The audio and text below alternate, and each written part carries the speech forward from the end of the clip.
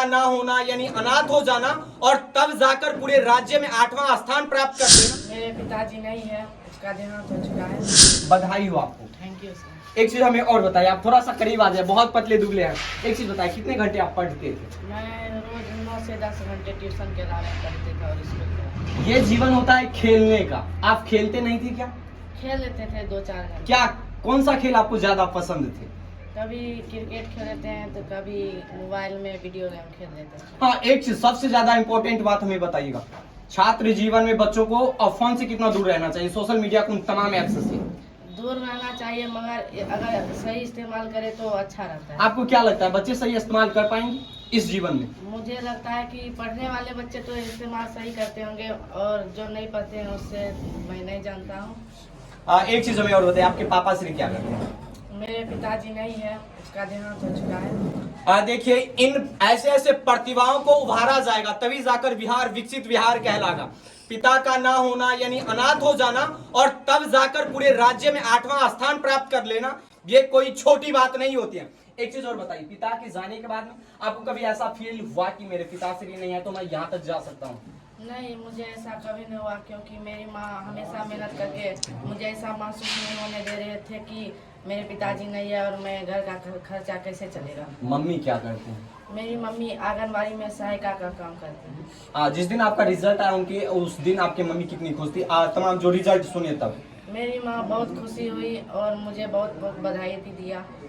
अगर सरकार से मेरा विनती है, सरकार को मैं पैर पकड़ता हूँ, ऐसे ऐसे प्रतिभाओं को दबाया नहीं जाए, आप अच्छे अच्छे संसाधन उपलब्ध कराइए। अभी मैं जिस जगह पे हूँ ना, यहाँ का अगर स्कूल का हालात देखिएगा, ऐसे जंजर हो चुके हैं।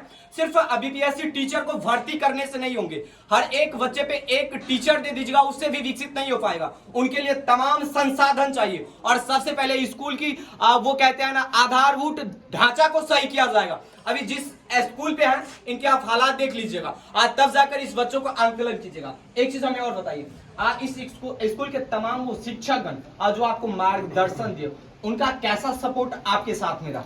शुरुआत से ही सभी सर का सपोर्ट अच्छे था। सभी सर अच्छे से पढ़ा रहे थे, रोज सर समय पर आकर पढ़ा रहे थे। सब टीचर अच्छे अच्छे पॉइंट पढ़ाते थे जो मुझे समझ में सब आ रहा। एक चीज हमें बताया, आपके पिताश्री नहीं है, आपको कभी आर्थिक यानी कह सकते हैं फाइनेंशियल चीजें, पैसे की कभी कमी महसूस हुआ? तो सर लोग क्या आपको हेल्प किए? पैसा का कमी कैसे आपको पूरा करते थे? वैसे पैसा तो ज्यादा यहाँ पर नहीं लग रहा था। हाँ, ये तो सरकारी है यहाँ पर नहीं, और कुछ सरकार की तरफ से भी मुझे मिल रहा था सहायक योगदान, और मेरे टीचर भी कुछ ज्यादा फीस नहीं लेते हैं, फ्री में पढ़ाते थे। एक चीज हमें और बताइए, आपके पिताश्री नहीं है, आपका आगे का क्या कुछ ड्रीम है, क्या बनना चाहते हैं? मैं आगे चाहता हूँ कि मैं डॉक्टर बनूं। डॉक्टर बने। आज बिहार के एकदम से ये सब आधारभूत चीजें हैं, कहते हैं ना, जीने के लिए आदमी को कपड़ा चाहिए, खाना चाहिए, इनमें ही आते हैं, ये कहते हैं आवश्यक चीजें हैं। बिहार के तमाम वो हॉस्पिटल में सबसे ज्यादा बीमारी को अनदेखा किया जाता है।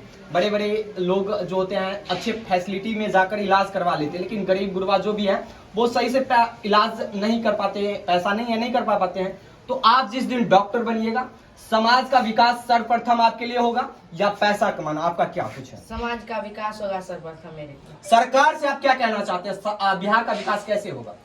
हम चाहते हैं कि सरकार ऐसे डॉक्टरों की बहाली करे जो पैसों के लिए नहीं बल्कि लोगों का सेवा करे, जो आप करना चाहते हैं आगे जाकर।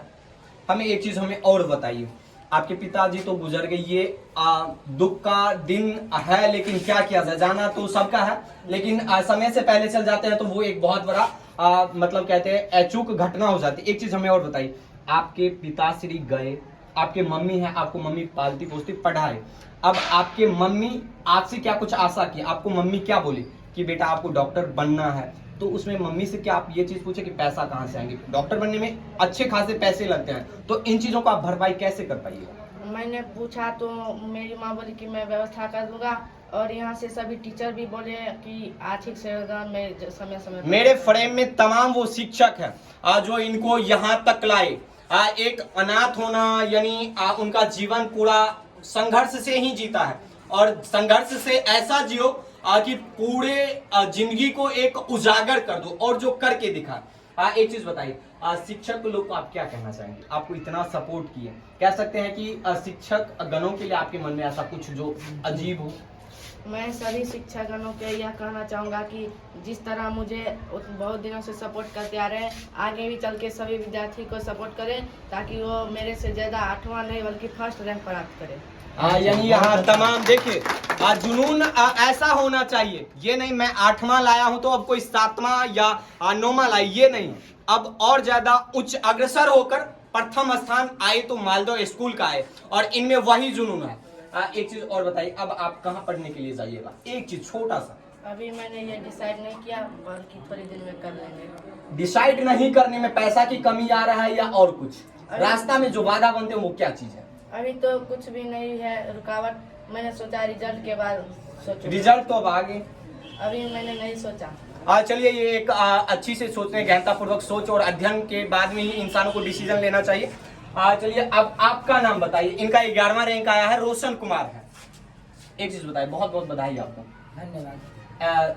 कहाँ मिस्टेक कर गए? टॉप 10 में नहीं आने का क्या कुछ रीजन था? नहीं, ऐसा कुछ खास रीजन नहीं था, बस संस्कृत में थोड़ा कम नंबर आ गया जिस कारण मैं टॉप 10 लिस्ट से बाहर आ गया। तो जब आप इतनी छोटी मार्क से यानी कह सकते हैं पूरे जीवन भर आप संघर्ष किए, 2-3 नंबर से टॉप 10 में जगह रह जाते हैं, इनसे आपको कोई दुख या वो दुख है तो क्या वजह? दुख तो नहीं है, लेकिन मैं अपने जिस विषय में मेरा कम नंबर आया मैं उस विषय पर चैलेंज करूंगा। चैलेंज? और मैं नंबर बढ़ाकर फिर टॉप 10 लिस्ट में स्थान पाऊंगा। 1 नंबर कम है क्या टॉप 10 में? जी सर, 1 नंबर। चलिए एक चीज और, आपका क्या ड्रीम है, क्या बनना चाहते हैं? मैं यूपीएससी क्वालिफाई करना चाहता हूँ। क्वालिफाई करना चाहते हैं यूपीएससी, यानी क्या समाज को विकास कर पाएंगे? बिहार के सबसे ज्यादा कहते हैं ना आवश्यक चीजें बहुत दयनीय स्थिति में है। तमाम वो आईएएस बहुत सारे कलेक्टर हैं, लेकिन आज बिहार की स्थिति ऐसी है कि वो कलेक्टर साहब पैसे की बात करते हैं। कैसे सुधार किया जाए उनको सामाजिक हित नहीं दिखता है, सिर्फ पैसे दीजिएगा सुधार होगा। तो आप ऐसा कीजिएगा, या समाज सेवा सर्वप्रथम या पैसा कमाना सर्वप्रथम? समाज सेवा सर्वप्रथम रहेगा। जो बड़े बड़े अधिकारी आज घूस लेकर काम कर रहे हैं उनको क्या संदेश देना चाहेंगे? मैं उनको यही संदेश देना चाहता हूँ कि जितने भी लोग ऐसा कर रहे हैं अब वो छोड़ दें और वो जिस जिले में अभी है वो उस जिले का नाम रोशन करें। बाकी बात देख लीजिए, तमाम उन अधिकारियों से भी विनती है कि आप अच्छे से काम कीजिए। भ्रष्ट काम आज तो आप कर लेंगे, पैसे कमा लेंगे, लेकिन आपके आने वाले भविष्य, आपके बच्चे सही नहीं हो पाएंगे, बहुत सारे दिक्कतें आएंगे। एक चीज हमें और बताइए, तमाम शिक्षकगण का क्या कुछ सहयोग रहा? तमाम शिक्षकगण का जितने भी यहाँ पर मौजूद हैं उन सबका बहुत महत्वपूर्ण योगदान रहा है। बिहार सरकार से शिक्षा व्यवस्था को कैसा सुधारने के लिए आप बताइएगा? प्रावधान के तौर पे बता दीजिए, आप इतने अच्छे नंबर लाए। प्रावधान के तौर पर मैं यही बताना चाहूँगा कि बिहार की शिक्षा व्यवस्था अच्छी है, जहाँ तक बोले कि ये टीचर जो है वो बहुत अच्छे हैं, पढ़ाते हैं हमारे सरकारी स्कूल में, लेकिन वो उतना साधन उपलब्ध नहीं हो पाता है। एक छोटा सा क्वेश्चन, आज पूरा भारत डिजिटल मीडिया यानी डिजिटल इंडिया हो चुका है, आज यहाँ पे डिजिटल बोर्ड लगाया गया है। डिजिटल बोर्ड लगाया गया है, डिजिटल बोर्ड जो यानी बिजली पे चलते हैं, बिजली पर वाला नहीं लगाया। जो प्राइवेट कोचिंग संस्थानों में जिनका उपलब्धि है वो सब नहीं लगाए गए। आपका स्कूल का हालात एकदम जर्जर हो चुका है। खपड़े जो पुराने जमाने आज से 50 साल पहले ऐसे ऐसे स्कूल थे, आपके स्कूलों पे एल्वेस्टर चढ़ाया गया है, इन सब के लिए सरकार जिम्मेवार है या नहीं? देख लीजिए, ये इनके पास में प्रतिभा टैलेंट की कमी नहीं है, लेकिन कहाँ बताएंगे? सरकार की तमाम कमियों को घुट घुट कर जीना पड़ता है, क्योंकि ये आज छात्रा जीवन में है। अगर सरकार के खिलाफ चढ़ बढ़ के बोलेंगे तो इन्हें आगे जाकर दिक्कत देंगे, ये बात सत्य है। बाकी बात, तमाम शिक्षकगण यहाँ आप देख रहे हैं मेरे पीछे, टाइम के अभावों या टाइम के कमी के कारण हम तमाम शिक्षकगणों से आज उतना बात नहीं कर पाएंगे। बाकी बात, तमाम शिक्षक को दिल से धन्यवाद देना चाहता हूँ। आप लोगों के लगातार संघर्ष और मेहनत के वजह से ये अनाथ बच्चे और गरीब के बच्चे यहाँ तक मुकाम हासिल किए। ये जुनून तो है कि कोई डॉक्टर बनेंगे, कोई इंजीनियर बनेंगे, कोई आईएएस बनेंगे, इन सब में आप लोग का योगदान हमेशा के लिए श्रेय दे रहेगा और इनके लिए जितना अगर शब्दों से नहीं बयां कर सकते हैं कि आप कितना इनके प्रति मेहनत किए, कितना संघर्ष किए, ये हम शब्दों से बयां नहीं करते हैं। बाकी बात इन दोनों बच्चों की चेहरों से वो तमाम चीजें देख रहे हैं। बाकी बात थोड़ा 1 से या 2 मिनट हम हेड मास्टर सर से बात करते हैं। सर, सबसे पहले आपको बहुत बहुत बधाई, आप लोग बहुत संघर्ष किए, जिसका परिणाम जाता जी का उदाहरण हसनपुर प्रखंड में एकदम से अव्वल, और समस्तीपुर डिस्ट्रिक्ट में भी आपका नाम चल रहा है कि मालदह स्कूल ने एकदम से कमाल कर दिए। तो सबसे पहले तमाम छात्र एवं छात्राओं को क्या कुछ संदेश देना चाहेंगे? जी, बहुत बहुत धन्यवाद आपको भी जी। और मैं इस विद्यालय के बारे में यही कहना चाहूँगा, आप लोग तो बच्चा का इसमें हम लोग जो किए हैं